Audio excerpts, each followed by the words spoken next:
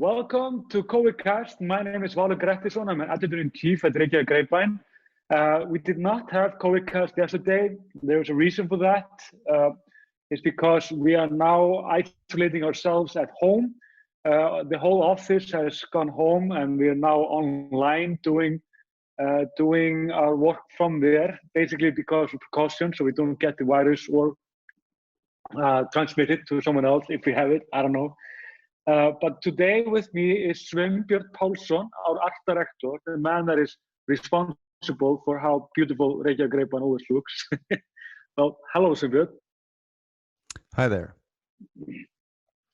So what we're going to do now, we're going to do the same thing. The COVIDcast will be on YouTube, of course, hopefully on podcast if Art Technic can somehow solve that problem. But we're going to keep on going just like this, like with this backgrounds. How do you like the background, by the way, Sveinbjörn? I think it's something else. It's truly something else. I got some more. I thought this was a little bit funny. How like an alien always like creeping upon me. Yeah, I mean that's kind of that's we can imagine that's what the actual virus looks like. Yeah, this is exactly. This is like a virus theme here. But this is where I actually am. I'm just at home. let's not do too much of that. Also, it could be that my children or my dog will walk in here, and just be patient about it. Everybody's at home. Everybody's basically not quarantining, but we're like kind of isolating right now. But what we are going to do now, like that. What we're going to do now, we're going to go over the news past days. It's not all of them. A lot of things have happened, and we're only going to take 20 minutes to do this.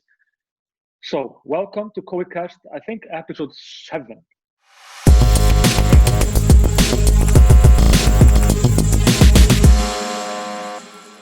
Okay.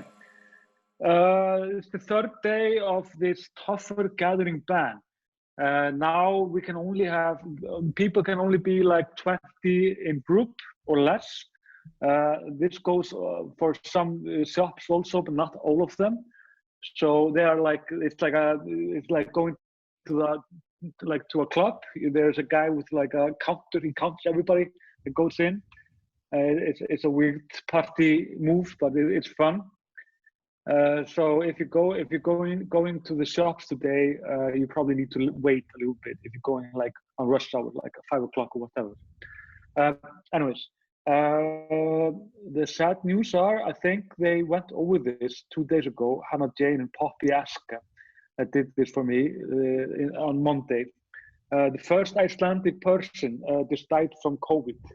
It was a woman in her 70s, and she had asthma and underlying complications. And she is the first Icelandic person that died. Before, of course, there was an Australian man that died, but they're still investigating exactly how he died. They say it's very likely that it did it's very likely that it died because of the COVID-19, but it's not like they need to do an autopsy and stuff like this, and that takes time. Numbers, Sveinbjörn, that's basically what it's all about, right? Yes. The numbers are getting much higher very quickly. It appears that we are heading for the darker version of what was expected. The optimists said that we would peak around 700 transmits, but we are now in 737. So we rose from 648 from yesterday. So it's like 89 individuals tested positive in one day, which is like we've been now past days have been from 60 to 90. So it's those are the 3-4 days that we have. Those are the numbers then. We could be heading for 1,200 transmitted people, which is like the worst prediction that we have. I mean, of course, it could go higher, but we are hoping that we will keep around 1,200. What's this like? the good about this is that of those samples, of those 89 individuals, 60% of them were already in quarantine or doing the same that me and Sundberg and the rest of office at Greipan is doing. All is at home, so they are not meeting a lot of people and not transmitting to like in cinema or wherever. There are around 9,000 people in quarantine right now, but 2,000 have finished quarantine. And we have gathered around 11,700 tests, which is like, how much is that? It's like 3% of Iceland or something, the population of Iceland. Imagine that. That's pretty 3% good. That's quite something. The University of Iceland statistical models continue to show that the average increase in Iceland per day per 1,000 inhabitants is still one of the lowest in Europe. So which lends even more support to their action plan. It means that we are still keeping it very low. Yeah. We are the trajectory is in a good place, and the doctor in quarantine, what do you call it, like epidemic doctor, pandemic doctor, he is not stressed out. They say that they cut down to this 20 people gathering ban, but they do not want to go into harsher methods now, at least. We have something more here. And an important piece of context there, even though probably most people know this, is that Iceland does have very high numbers in COVID, but that's because the number we started multiplying from was really high for the country. We had like this influx of 100 or 200 people that brought the virus with them to the country, and that's kind of where we are multiplying from. So so that gives the numbers some context that you know what we're looking at is increase per day. And also, we have found out through Decode, which is doing a phenomenal job. They are testing a lot of people also. That they have, their test shows that a lot of these transmitted people did not only come from these ski trips in Austria and Italy, the notorious ski trips, we've talked about this before, but a lot of them also came from the UK. So they think that we missed a lot of transmitted people into the society because we did not like define UK early enough as like a high-risk area. But of course, more or less all countries now are high-risk area, I guess. Everybody has to quarantine, at least Icelanders. And the flight ban is, the restriction with flying is very high. So it's like you can't barely get to between places like a month ago, you know. Also, where are we? Yeah, there's a lack of testing sticks also. There are a lot of questions about this that we have had. We are not like, they are not missing, like we have testing sticks still, but we are running low on them, which means that the Decode is testing much slower than they could. And it means also that they have to like prioritize who is tested, stuff like this. And this is the reason that people are getting quite stressed out because they don't get tested. The only answer to this is basically, if you think you have the virus, of course you just stay at home like we are doing. You just work from home. If you can't, then you just explain it to your boss. I mean, he will probably understand it, and he will probably rather want you to be at home and than messing up the whole working place. Yeah, quite a few people have been in touch and asked about, you know, what to do, or actually, you know, more like complaining about being afraid that they might have the virus, but they can't get tested. Yeah, exactly. And the answer to that is quite simple. You know, if you're not quite sick, then you should just assume that you have it and stay home. Yeah, exactly. Because you know it's very stressful to not know if you have it, but you you don't really have a cause to concern unless you are getting sick. And statistically speaking, it's not a lot of people that get very sick. So, contact the authorities, if you're starting to run a fever or whatever. But for me, I decided to stay home sometime last week because I kind of had a little thing in my lungs, the type where I would just ignore it usually. That's exactly. I mean, Icelanders had this bad habit. We always went sick to work, basically. We were always working. If we had like a little bit in the throat, like, whatever. I'm not that bad. We went to work. This doesn't apply anymore. You have to, like, if you suspect that you have something, just stay at home until you don't. And it should be clear pretty soon. This virus will not, like, if you get the virus, you will notice. Yeah. At least that's how, like, most people that get the virus explains it. If you don't feel it, then there's nothing more to do, basically. I mean, there are symptomless people, but I'm not sure how many there are. Decode says that they are up to 40%. But I mean, what to do? I mean, then you just, I don't know, you just get to transmit shame, as the newest word, get shamed by the transmitting the whole, surroundings. But there is nothing to do about it. Yeah, I mean, at this point, we are we are staying in until they can do mass scale antibody testing. Antibody testing would mean that they can not only test if you have it, but if you have had it and if you have antibodies for it, which should imply that you're, past contaminating. Until that happens, it's just stay at home.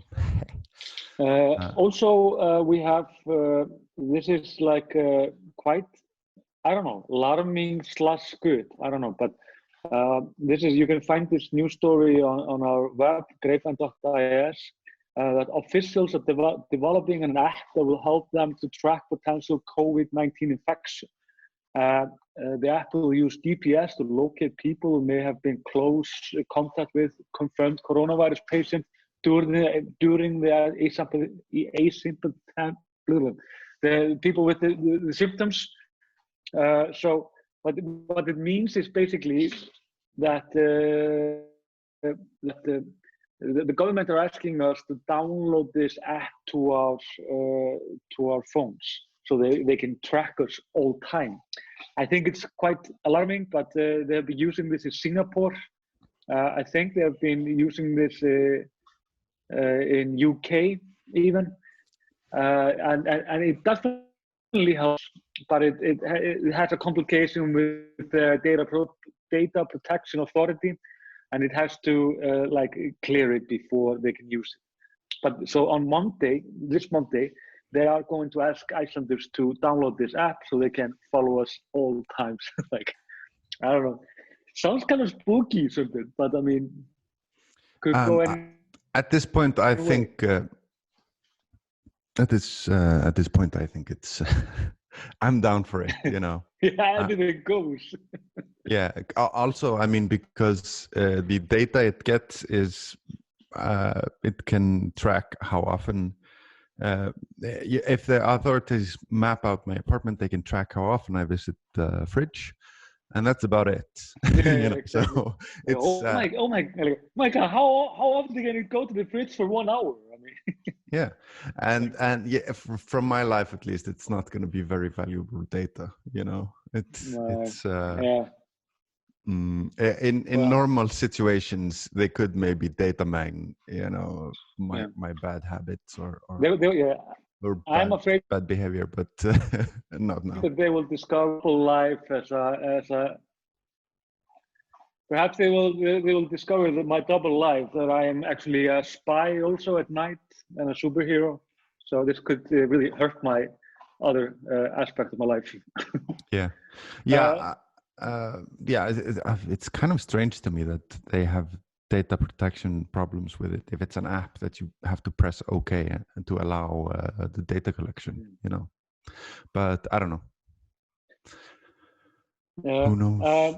To the economy. We love the economy, right? I think it's fine. You're okay with it, okay? Yeah, yeah.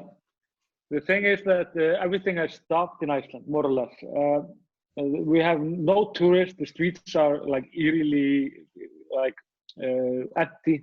It's like a ghost town. Not even a ghost town. It's like Reykjavik was in 2004 or something. Like there's basically nobody here.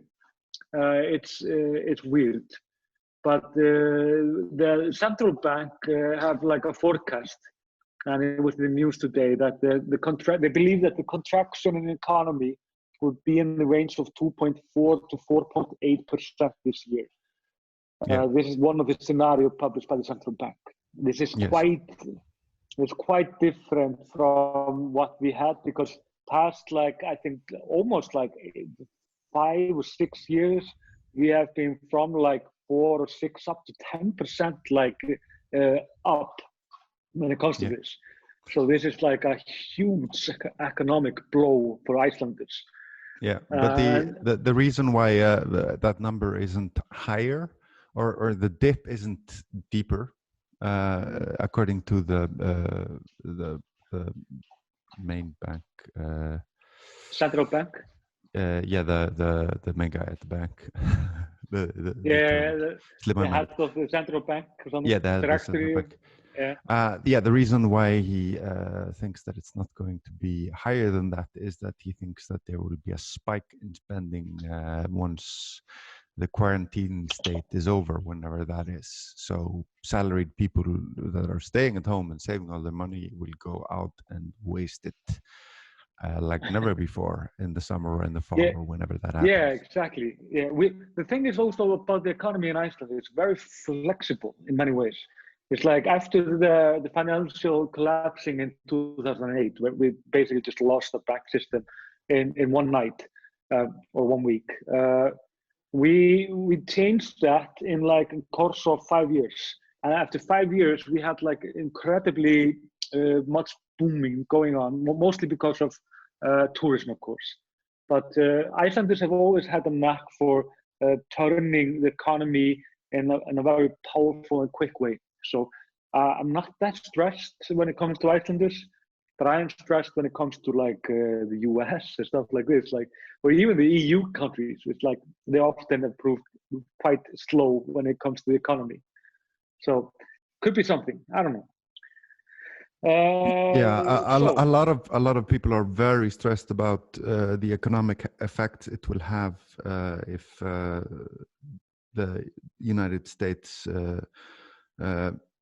president will move ahead with kind of blowing off corona virus protection now, because the fallback later in the year when calamity comes. Of course, like the US have to have different kind of worries right now. It's not about the money, because they are now going into a very rough 2-3 weeks. The numbers are skyrocketing when it comes to how many are contaminated with the transmitted virus in the US, gone from like 400 last week or something to like what are they, like they are like in 40,000 or something, 50,000 now.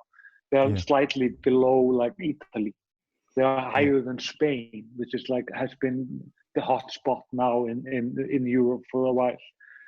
So it's like. Yeah, it's very worrying for the rest of the world, the actions of countries that are not in step with what everyone else is doing, because most of us are trying to keep it down, and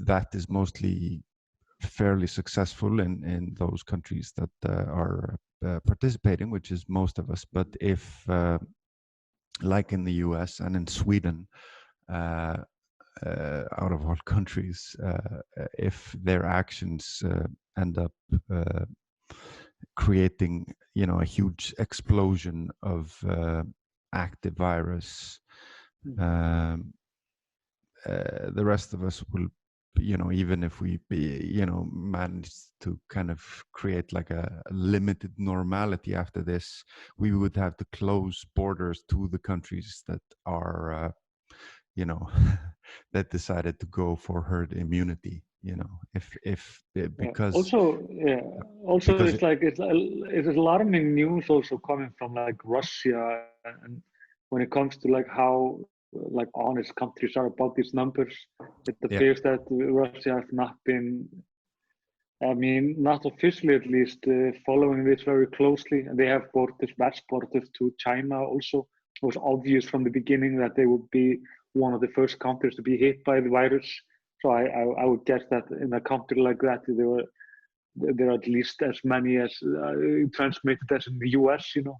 yeah, So it's like it's absolutely alarming, and it means that everything will go slower down because other countries are not on it. Basically, it means that yeah, these transmitters could come back and become like of course not as big as epidemic in like in Iceland, but like next fall when like if other countries are still battling with it, it will keep the flight restrictions on and stuff like this. So so it's really important, and this is basically what everybody's talking about. This is obviously like an international like discussion that needs to be had here. Not like it's not just every country for itself. That's a ridiculous thought in an epidemic like this.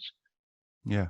Um, anyways, I am done more or less. I only want to remind you on the High Five Club, which is we are an independent news outlet in Iceland. One of very few that does news in English. Yeah. We could be better in English, or the Icelanders, but we are working with very talented Americans and Brits and people that know English very well. And we need the money basically, and we are like all other companies in a dire situation right now because of the COVID-19. So we would encourage you to go to the High Five Club on grapevine.is and give us money, and we will give you something back. More news, of course, but perhaps like, I don't know, like a high five with a glove, of course. We can't do it like we don't want to transmit anyone. Like, yeah, it's a fully sanitized high five, and but like only our best paying donors get an elbow five. That's the top rank. Yeah, the exactly. rest are in Definitely not increased danger. with you. Yeah, the rest is gloved high fives and also virtual, and you know. But thank you for watching. Thank you also for just I don't know what you call it, like just following this. I mean, it's incredibly popular, this podcast and YouTube, and like we get a lot of emails because of this, and we are very glad to help. We're trying our best, definitely, and we have a lot of good information in Iceland. It's very transparent, the situation here. And it appears it really helps people in other countries. So I'm glad if it surely helps. So send us emails or just ping us on Facebook or whatever, and we'll try to answer your questions. We have questions now, but we're a little bit unsure how to do this online. So like we have to go into the questions tomorrow, basically, because I don't even know how to access them or like. So yeah, that's heading tomorrow. But thank you, and thank you, Sjömbjörn, for being with me. And yeah, Thanks. whatever. See you tomorrow.